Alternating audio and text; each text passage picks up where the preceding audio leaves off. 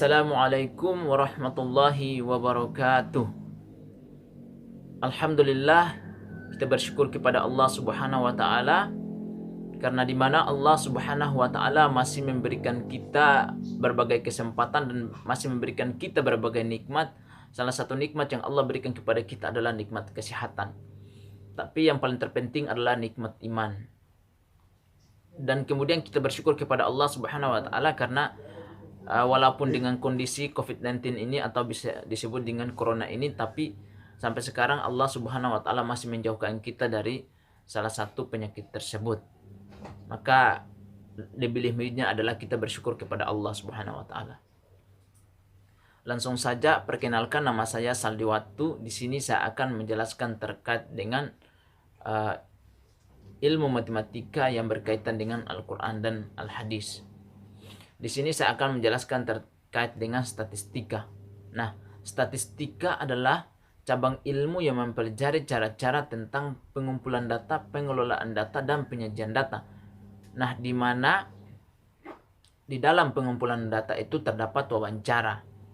Nah, di sini kita sudah mendengarkan terkait dengan penjelasan statistika yaitu pengumpulan data, maka berhubungan dengan Al-Quran dan Hadis adalah ketika kita manusia di yaumul hisab nanti kita akan dikumpulkan, dan di situ kita akan diperhitungkan semua amal perbuatan kita manusia yang selama ini kita hidup di dunia ini. Nah, itu adalah terkait dengan pengumpulan data, dan di dalam pengumpulan data itu terdapat wawancara. Ketika kita di alam kubur nanti kita akan ditanya terkait dengan apa yang kita lakukan selama kita hidup di dunia ini. Yang mewawancara kita adalah dua malaikat yang keras dan tegas, yaitu malaikat Rakid dan Atid, yang akan mereka wawancara kita nanti. Nah, sebagaimana Rasulullah Sallallahu Alaihi Wasallam bersabda dalam salah satu hadis yang berbunyi, Allah mengumpulkan semua manusia yang pertama sampai yang terakhir pada waktu hari tertentu dalam keadaan berdiri selama 40 tahun. Pandangan-pandangan mereka menatap ke langit menanti pengadilan Allah. Diriwayatkan oleh Ibnu Abi Dunya dan At-Tabrani. Nah, itu adalah terkait dengan hadis.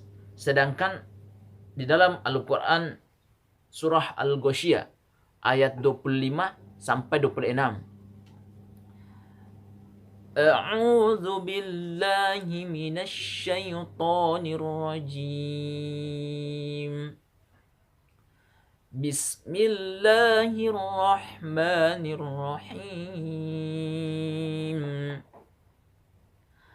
Inna ilayna iyabahum thumma inna alaina hisabahum, yang artinya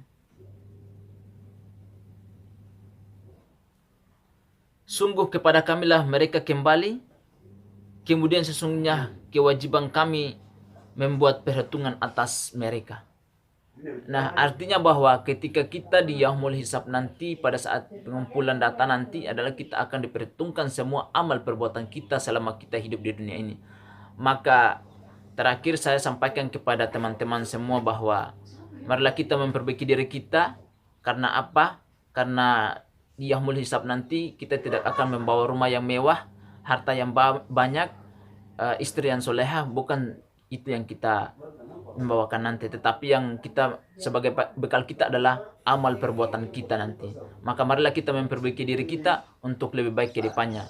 Akhir kata saya ucapkan hadanallahu wa yakum azmain. Wassalamualaikum warahmatullahi wabarakatuh.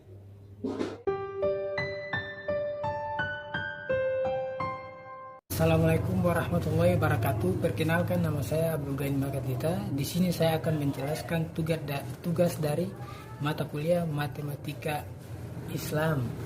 Di sini materi yang saya bawakan yaitu pecahan.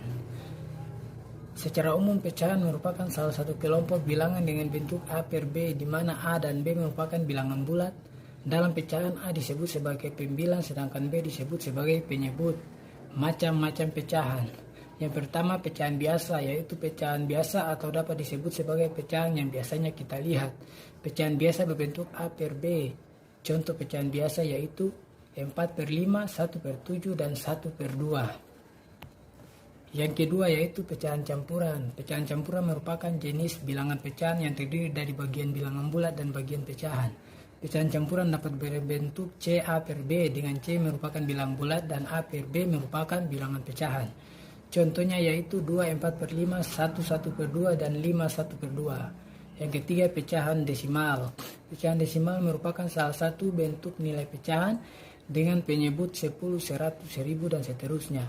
Penulisan bilangan pecahan dengan menggunakan tanda koma. Contoh pecahan desimal yaitu 3/10 ditulis 0,3. 21/100 ditulis 0,21, 197/1000 ditulis 0,197.